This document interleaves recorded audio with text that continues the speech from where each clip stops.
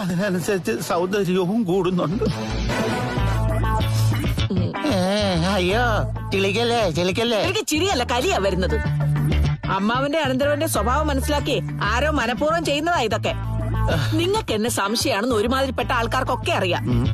ഇപ്പോഴാ ഒന്ന് കുറഞ്ഞത് പെണ്ണ് വളർന്നതിന് ശേഷം.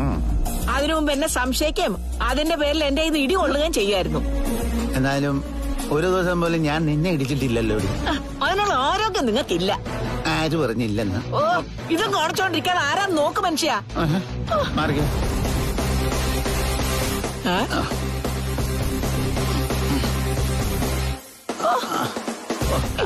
മനുഷ്യൻ കാണിക്കുന്നത്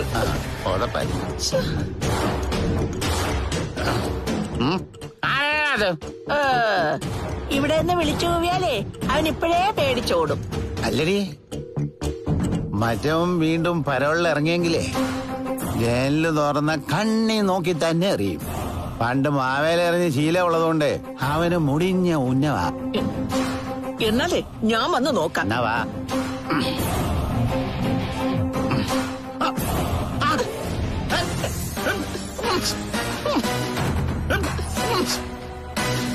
മോന്തയ്ക്ക് തന്നെയാണല്ലോ അടിച്ചത്. ആരെങ്കിലും കണ്ടോ? ഈ മോന്തയ്ക്ക് ലൈറ്റ് അടിച്ചാ പിന്നെ ആരെ കാണാനാ? അവൻ എന്നെ കണ്ടു കാണും. എന്നാലും ഇത് ആരായിരിക്കും കർണേട്ടാ? പപ്പൻ, ദീപൻ, അല്ലെങ്കിൽ ജയിലിൽ ചാടി വന്ന കണ്ണൻ. കുറച്ചുകൂടി ആധികാരികമായിട്ട് ചിന്തിച്ചാൽ വിശ്വനെന്നും പറയാം. കാരണക്കുറ്റി നോക്കി ഞാൻ ഒന്നങ്ങ് തരും, പറഞ്ഞേക്കാം. എടേ എന്റെ സംശയം ശരിയാണെങ്കിൽ ഞാൻ ആ വഴിക്കും ചിന്തിക്കുമെന്ന് നിനക്കൊരു ബോധം വരുമല്ലോ. ഈ കിടക്കിന് പോയാലേ നിങ്ങളുടെ ബോധം പോവും. എടേ നീ പോയി ലൈറ്റ് ഓഫ് ചെയ്യും. അവനൊക്കെ ചമ്മിപ്പോട്ടെ. എടോ അപ്പച്ചി,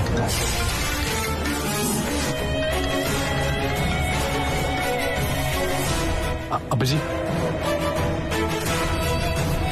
നീ എന്തെടുക്കുവാ? ആഹാരം കഴിക്കാം അപ്പച്ചി. കടയിൽ നിന്നാണോ വീട്ടിൽ നിന്നാണോ? വീട്ടിൽ നിന്ന് അപ്പച്ചി. ഹോട്ടലിലൊന്നും പോയി വയറ് കേടാക്കരുത്. നിനക്ക് അങ്ങനെ പോകുന്ന പതിവില്ലെന്നറിയാം, എങ്കിലും പറഞ്ഞേ ഉള്ളൂ. എന്താ ഇന്ന് പലഹാരം?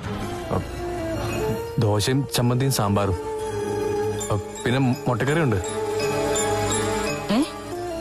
അത്രയൊക്കെ രാവിലെ ഉണ്ടാക്കിയോ? നിന്റെ കൂടെയുള്ള വക്കീലിന് പാചകം വലിയ വശമൊന്നുമില്ലല്ലോ. അഖിലിന്റെ കൂട്ടുകാരനും കൂടി ഉണ്ട് ഇവിടെ. ആരാത്? ദീപൻ എന്ന പേര്. അഖിലിന്റെ ക്ലോസ് ഫ്രണ്ടാ. നിന്റെ അല്ലല്ലോ. അധികം കൂട്ടുകെട്ടൊന്നും വേണ്ട.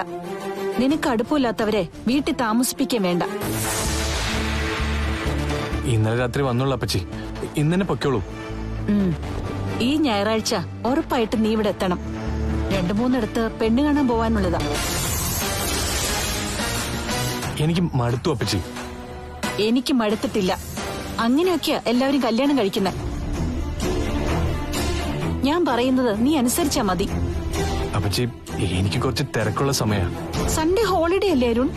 പിന്നെ എന്തെത്ര തിരക്ക്? ശനിയാഴ്ച വൈകുന്നേരം പുറപ്പെട്ട 8 മണിക്ക് മുമ്പ് വീട്ടിലെത്തൂലോ. നോക്കണം. ശരി അപ്പച്ചി.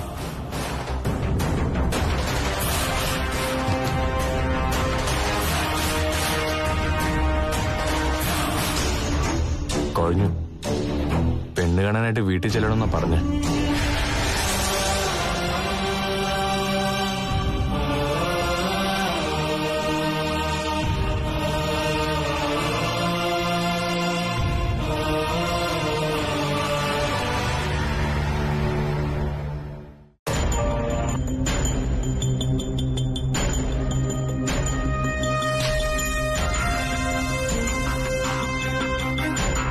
അരുണൊരു സ്കൂൾ കുട്ടിയല്ല.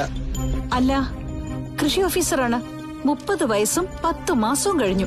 2 മാസം കൂടി കഴിഞ്ഞാ 31 ആവും. അവനെ പറ്റി അവനേക്കാളും അവന്റെ അമ്മയെക്കാളും നിശ്ചയം എനിക്കാ. അതൊക്കെ ശരിയാ. ഇത് ശരിയല്ല. എന്നെ അത് നടക്കുമെന്ന് എനിക്ക് തോന്നുന്നില്ല. ഒന്ന് ചുമ്മാതിരിടി. എനിക്കറിയാം എന്ത് ചെയ്യണമെന്ന്.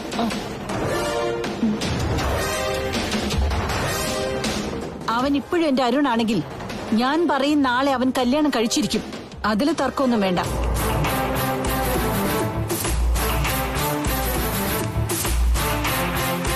എന്ന് ഞാൻ പോയിട്ട് വരാം. രാവിലെ ആയതുകൊണ്ട് ട്രാഫിക് കുറവായിരിക്കും. 3 മണിക്കൂറിനുള്ളത് ചിലപ്പോ 2.5 മണിക്കൂർ കൊണ്ട് എത്തും. എന്നാ ശരി എടുത്തി.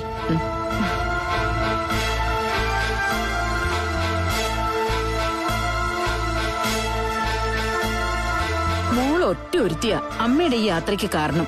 അതുകൊണ്ടേ അമ്മയുടെ മോന്റെ സ്വഭാവം കൃത്യമായിട്ട് അറിയാൻ പറ്റും. ആ.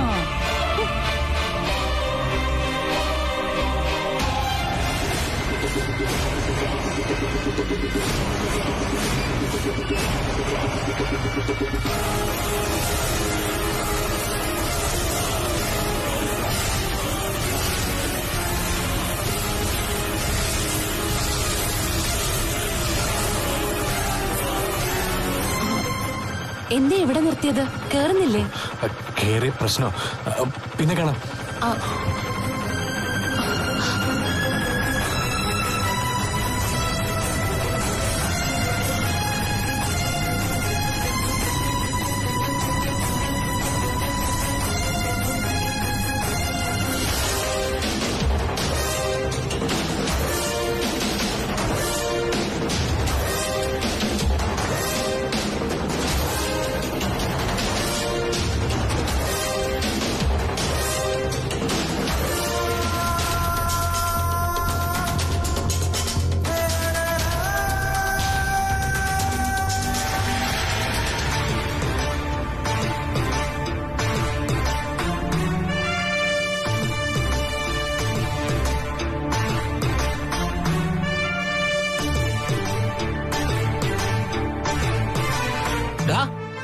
എന്താടാ നിനക്ക് പറ്റിയത്? എടാ, ഒരാളിപ്പോ വരും. ആ സമയത്ത് ഞാൻ പൂജാമുറിലാന്ന് പറയണം. ആരാടാ? അപ്പച്ചി.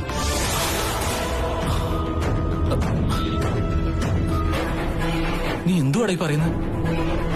അതെടാ, ആ തട്ടിയുടെ വരെ എത്തിയ അപ്പച്ചി.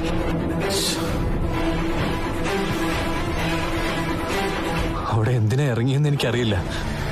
ഇനി എന്തെങ്കിലും അറിഞ്ഞിട്ടുള്ള വരവാണോന്ന് എനിക്കറിയില്ല. നല്ല ജീവൻ പോയിട്ട് നിൽക്കോ ഞാൻ. നിന്നോടൊന്നും പറയാതെയാണല്ലോ വരവ്. എടാ, അതാ എന്റെയും സംശയം. അറിയാലോ, ഞാൻ ഈ നാട്ടിലേക്ക് വന്ന ശേഷം അപ്പച്ചി ഇവിടേക്ക് വന്നിട്ടേ ഇല്ല. അതുകൊണ്ട് ആദ്യമായിട്ട് വരുമ്പോ 2 ദിവസം മുമ്പേ വിളിച്ച് പറയേണ്ടതാ. അല്ലെങ്കിൽ ഞാൻ അവിടെ ചെല്ലുമ്പോ പറയേണ്ടതായിരുന്നു. ഇതൊന്നും സംഭവിച്ചിട്ടില്ല. ഇവിടെ എത്തേണ്ട സമയവും കഴിഞ്ഞു. ഇനി എന്താണോ എന്തോ. നീ എങ്ങനെ അപ്പച്ചിയെ കണ്ടത്? എടാ, കാർത്തു ഞാനിവിടെ ഒന്ന് ചുറ്റാൻ പോയിട്ട് അയാളെ കട കൊണ്ട് വിട്ടപ്പോ അപ്പച്ചി കാറിൽ നിന്ന് ഇറങ്ങുന്ന കണ്ടു. ഭാഗ്യത്തിന് എന്നെ അപ്പച്ചി കണ്ടില്ല. പിന്നെ ഞാനിങ്ങോട്ടൊരു പാച്ചിലായിരുന്നു, മരണപ്പാച്ചില്. നിനക്കറിയോ, എവിടെ ദൂരയാത്ര പോയാലും സാധാരണ ചെറിയ കടയിൽ നിന്ന് അപ്പച്ചി എന്തെങ്കിലും കഴിക്കാനും കുടിക്കാറും ഉള്ളൂ. ഒരു ഹോംലി അറ്റ്മോസ്ഫിയർ ഉണ്ടെങ്കിൽ അവിടെ കയറും. ഇനി അങ്ങനെ കയറിയതാണോന്ന് അറിയില്ല. എങ്കിലും വിളിക്കാതെ വന്നതിൽ എനിക്ക് പേടിയുണ്ട്. നിന്റെ ഏട്ടത്തിയമ്മ നിന്നെ പിടിച്ചതാണല്ലോ. ഇനി അവരെ ഇറക്കി വിട്ടതായിരിക്കൂ. അതും പറയാൻ പറ്റില്ലടാ. അതുകൊണ്ടാ ദൈവത്തിന്റെ പടങ്ങളൊക്കെ സെറ്റ് ചെയ്ത് ഞാനൊന്ന് തിരികൊളുത്തിയത്. ഇനിയൊന്നും അറിഞ്ഞില്ലെങ്കിൽ ഭക്തിക്കൊട്ടും കുറവില്ലെന്ന് അറിഞ്ഞോട്ടെ. നീ അങ്ങോട്ടൊന്ന് ചെല്ല്. എടാ, നീ എന്താ ഈ ആലോചിക്കുന്നേ? അല്ല, വീട്ടിലൊന്ന് പോയാലോ എന്ന് ആലോചിക്കാം. ഒരുമാതിരി മനുഷ്യനോട് എന്ത് ചെയ്യണമെന്ന് അറിയാതെ നിൽക്കുമ്പോഴാ അവൻ മുങ്ങാൻ പോകുന്ന. എടാ, ഈ സമയത്തല്ലേ എനിക്ക് നിന്റെ സഹായം വേണ്ടത്. നിന്റെ അപ്പച്ചി എല്ലാം അറിഞ്ഞിട്ടാണ് വരുന്നതെങ്കിൽ ഞാനും കരിക്കട്ടായത് തന്നെ. കത്തിക്കുമ്പോ നമ്മളെ രണ്ടാളെയും കൂട്ടിയിട്ടേ കത്തിക്കൂ. നീ ഒന്ന് അപ്പുറത്ത് പോയി നിൽക്ക്. പോണോ? പോ. ഞാൻ കഴിച്ചതാ. പിന്നെ ഭക്ഷണം ഇഷ്ടപ്പെട്ടോണ്ട് വാങ്ങിച്ചോണ്ട് വന്നതാ. ഇരിക്കും മോനെ. ഇവിടുന്ന് കഷ്ടിച്ചൊരു 1/2 കിലോമീറ്റർ ദൂരമുള്ളൂ ഈ പറഞ്ഞ കടയിലേക്ക്. ഇടയ്ക്കിടയ്ക്ക് അവിടെ പോയി ഭക്ഷണം കഴിക്കാം. പുറത്തുനിന്ന് ഭക്ഷണം കഴിക്കുന്നത് എനിക്ക് ഇഷ്ടമല്ലെന്ന് അപ്പച്ചിക്ക് അറിയാലോ. ഇത് നീ ഒന്ന് കഴിച്ചു നോക്ക്.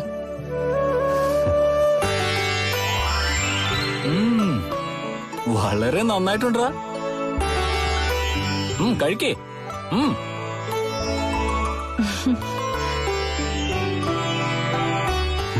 ശരിയാണല്ലോ, വെള്ളയപ്പം നിനക്ക് നല്ല മയമുണ്ട്.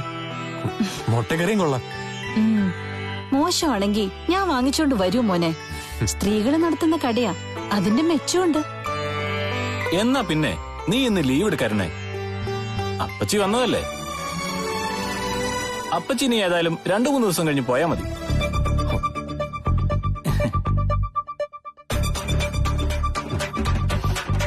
ഇവന്റെ വെളിയും പറച്ചിലൊന്നും ഇല്ലാത്തോണ്ട് ഞാൻ ഓടി വന്നതാ ഇവനെ ഒന്ന് നോക്കാൻ. ഞാൻ വളർത്തിയവനല്ലേ, എന്തെങ്കിലും മാറ്റം ഉണ്ടോന്ന് അറിയണമല്ലോ. അയ്യോ, കുടിക്കേ. എന്നാലും സാർ ഒന്നും പറയാതെ അങ്ങ് പോയതെന്താ? പിന്നെ വിളിച്ചിട്ട് എടുക്കുന്നുമില്ല. എന്തായാലും ഒന്ന് ഉറപ്പായെടുത്തേ, ആ വന്ന സ്ത്രീ അരുൺ സാറുമായിട്ട് പരിചയമുള്ള കൂട്ടത്തിലാ. ആ സമയത്ത് സാറിന്റെ മുഖത്ത് നല്ല ഭയവും ഉണ്ടായിരുന്നു.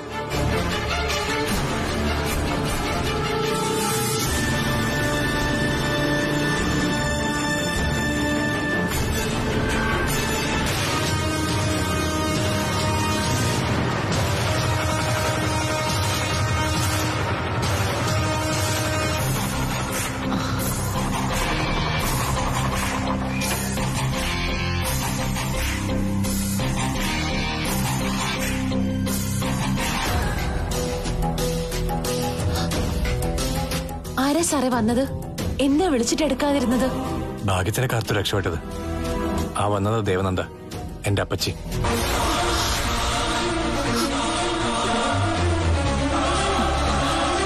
അപ്പച്ചി എന്നൊക്കെ പറഞ്ഞപ്പോ കുറച്ചുകൂടെ പ്രായം കാണുമെന്ന് കരുതി. ഞാൻ പലപ്പോഴും പറഞ്ഞാണല്ലോ അപ്പച്ചിയെ കണ്ട പ്രായം തോന്നില്ല എന്ന്. എന്തെങ്കിലും അറിഞ്ഞിട്ടാണോ വന്നത്? ഒന്നും അറിഞ്ഞിട്ടില്ലാന്ന് സാറ് പറഞ്ഞത്.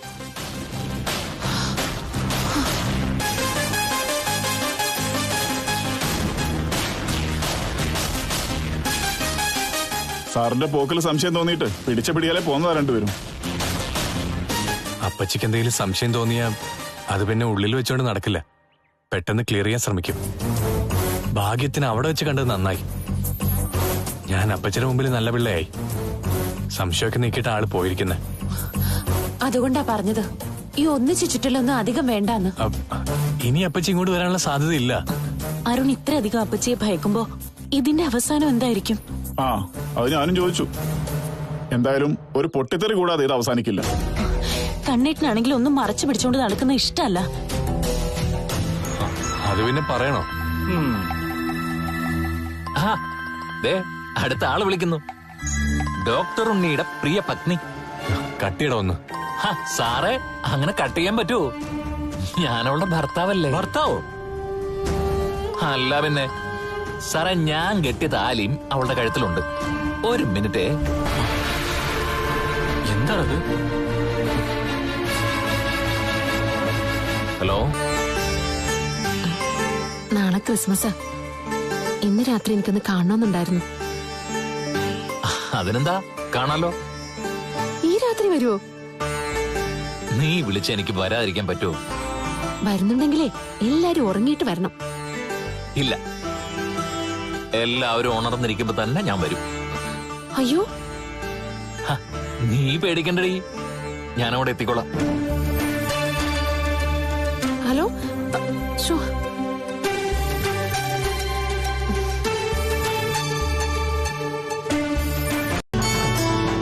ആ, നന്ദനമോളെ, ഇങ്ങോട്ട് ഇറങ്ങി വാ.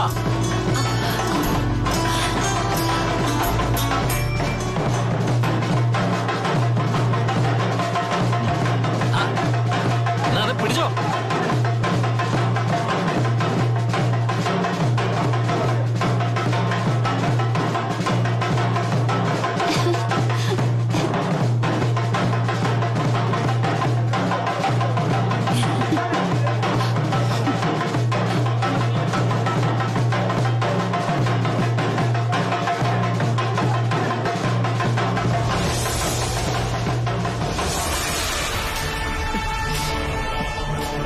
ഇതൊന്നും ശരിയായിട്ടുള്ള രീതിയല്ല. കല്യാണം കഴിഞ്ഞതിന് ശേഷം അത് പയ്യന്റെ വീട്ടിൽ അറിയാതിരിക്കുക, അവർക്കൊപ്പം പെണ്ണ് കാണാൻ പോവുക, ഇതൊന്നും കേട്ട് കേൾവി പോലും ഇല്ലാത്ത സംഭവ.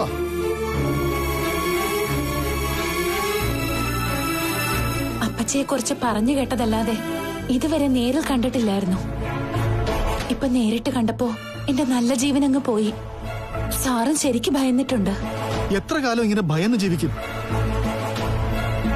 എങ്ങനെ നോക്കിയാലും അരുൺ നല്ല ചെറുപ്പക്കാരനാ. എങ്കിലും സ്വന്തം വീട്ടുകാരെ മണ്ടന്മാരാക്കുന്ന ഈ ഏർപ്പാടിനോട് എനിക്ക് യോജിപ്പില്ല. അന്നൊരു ദിവസം മോളെ അവിടെ വന്ന് കണ്ടപ്പോ തന്നെ ആ വീട്ടിലുള്ളവരെ എനിക്ക് പിടികിട്ടി. അരുണിന്റെ അമ്മ പാവവാ, എന്നാൽ അതിലൂടെ തീരും ഏട്ടത്തി. അതിന്റെ കൂടെ ഇങ്ങനൊരു അപ്പച്ചയോടെ കൂടിയാലോ? ഏട്ടൻ പറ, ഞാൻ അതുപോലെ ചെയ്യാം. ഇനിയിപ്പോ എന്താ ചെയ്യുന്ന മോളെ? താലികെട്ട് കഴിഞ്ഞതല്ലേ? അരുണിനെ പോലൊരാളെ മോക്ക് വേണ്ടി കണ്ടെത്താൻ എന്നെ കൊണ്ട് പറ്റില്ല. അതുകൊണ്ട് നമുക്കിത് തന്നെയാണ് ശരിയായ ബന്ധം. പക്ഷെ അവർക്ക് അങ്ങനെ അല്ല. അവരുടെ പയ്യനെ കുറിച്ച് അവർക്ക് ഒരുപാട് സങ്കല്പങ്ങളുണ്ട്, മോഹങ്ങളുണ്ട്. ഒന്നും ചെയ്യാൻ പറ്റാത്തൊരവസ്ഥയായി പോയി. സാറിനെ വിഷമിപ്പിക്കാനും കഴിയില്ല. ഞാൻ നേരത്തെ കണ്ടപ്പോ അരുണിനോട് പറഞ്ഞതാ ഈ പോക്ക് ശരിയല്ലെന്ന്. എല്ലാ രക്ഷിതാക്കൾക്കും അവരുടെ കുട്ടികൾ അവരെ അനുസരിച്ച് ജീവിക്കണമെന്ന ആഗ്രഹം. ഞാനിപ്പോ ഉണ്ണിയെ കുറിച്ച് എന്നെ നിരന്തരം പറയാറില്ലേ മോളെ? അവൻ നിന്നെ വിട്ടു കളഞ്ഞപ്പോ എനിക്കത് സഹിക്കാൻ പറ്റിയോ? അവൻ നന്ദിയേട് കാണിച്ചപ്പോ എനിക്കത് ഉൾക്കൊള്ളാൻ പറ്റിയോ? അതുപോലല്ലേ മറ്റുള്ളവരുടെയും കാര്യം? അരുൺ സാറിന്റെ വീട്ടിൽ പോയ ശേഷം ഞാൻ ആ ബന്ധം നടക്കില്ലെന്ന് ഉറപ്പിച്ചതാ. സാറിന്റെ വഴിക്ക് സാറ് പോയിക്കോട്ടെ എന്നും കരുതിയതാ. പിന്നെ ഒട്ടും പ്രതീക്ഷിക്കാതെ താലി കെട്ടേണ്ടി വന്നു. എങ്കിലും സാറിന് ഞാനൊരു അപകടമാണെങ്കിൽ ഞാൻ വിട്ടു നിൽക്കാൻ തയ്യാറാ.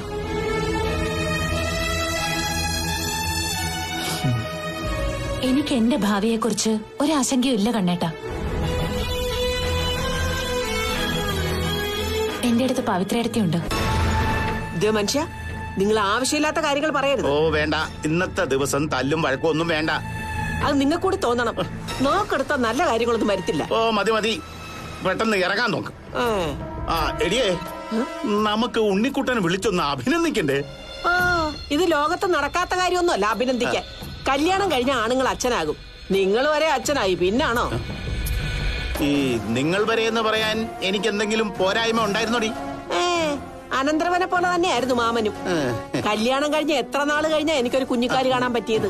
കുഴപ്പം നിങ്ങൾക്കായിരുന്നു. ആ മതി മതി, അന്നത്തെ കാര്യം പറഞ്ഞ് ഇപ്പൊ കൊച്ചാക്കാൻ നോക്കൊന്നും വേണ്ട. നീ പെട്ടെന്ന് വാതിൽ പൂട്ടിയിട്ട് ഇറങ്ങാൻ നോക്കടി. ചെല്ല്. അങ്ങനെ വഴിക്ക് വാ.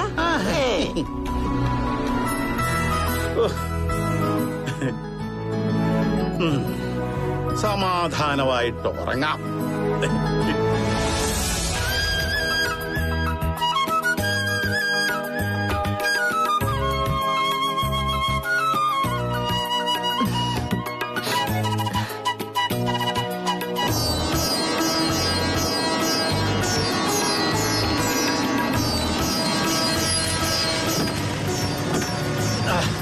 ഇറങ്ങടി വേഗം. ആ സാധനം കേട്ടേ.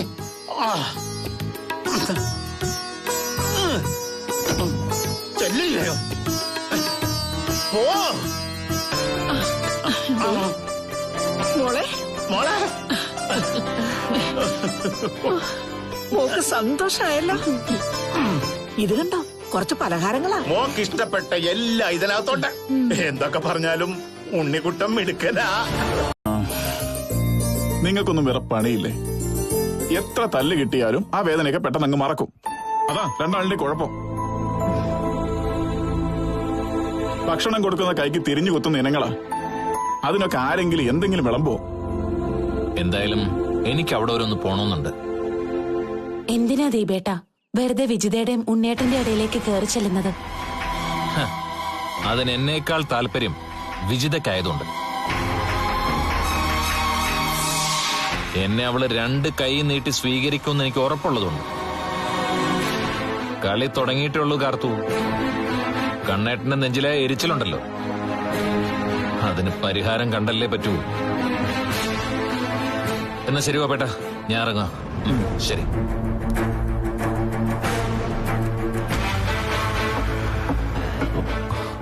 അല്ലോ അപ്പാ, ദീപന്റെ പറച്ചിൽ കേട്ടാ തോന്നുമല്ലോ കുഞ്ഞ് ദീപന്റെ ആണെന്ന്. ഏയ്, അത്രയ്ക്കൊന്നും താഴോട്ട് ദീപം പോവില്ല. പറയാൻ പറ്റില്ല പവിത്രേ. അവന്റെ കണ്ണില് കരുണനും വിജിതയൊന്നും അല്ല യഥാർത്ഥ ശത്രുക്കള്, ഉണ്ണിയാ.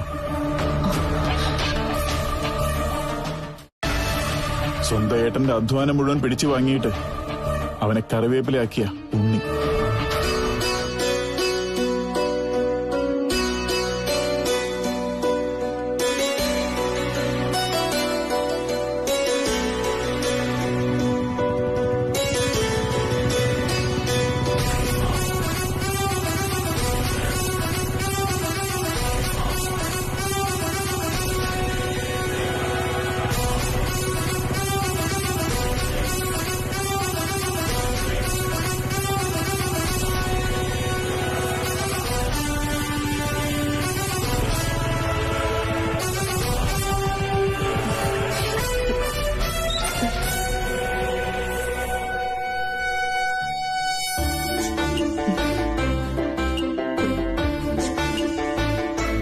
എന്താ നിന്റെ മുഖത്തത്ര സന്തോഷം?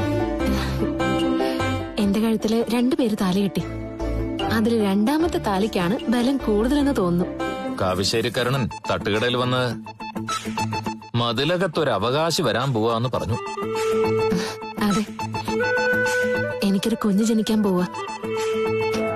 അതിന്റെ അച്ഛൻ പക്ഷേ മതിലകത്തെ ഉണ്ണിയല്ല, ഞാൻ ആദ്യം സ്നേഹിച്ച പുരുഷൻ തന്നെയാ, എന്റെ ദീപേട്ടൻ.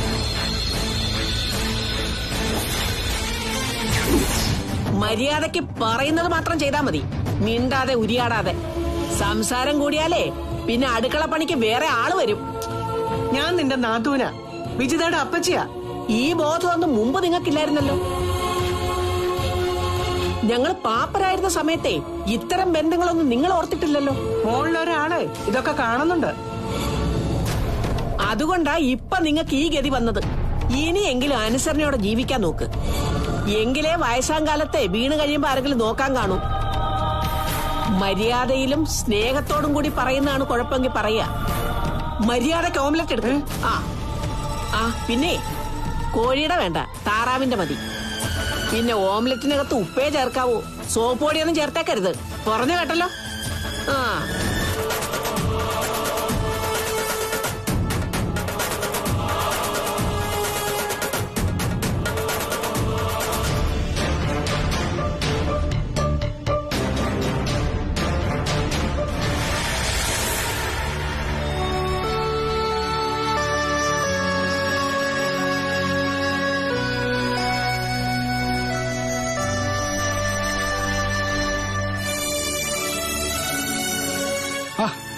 ദീപനാ,